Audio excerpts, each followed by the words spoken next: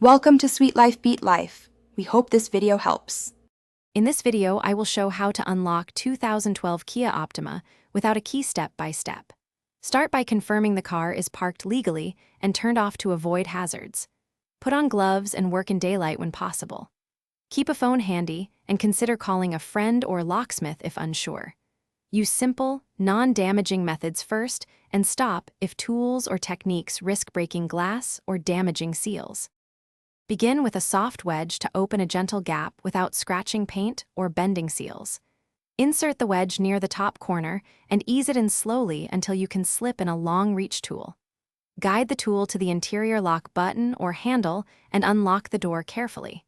If resistance increases, stop and reposition the wedge to avoid damage. Take your time and work deliberately for a safe entry. A slim jim can be effective, but requires knowledge of the Optima's inner door cables to prevent latch damage.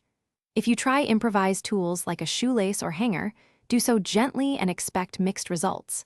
Never force tools against strong resistance, as that risks expensive repairs. When in doubt, call a professional locksmith for a fast, safe solution.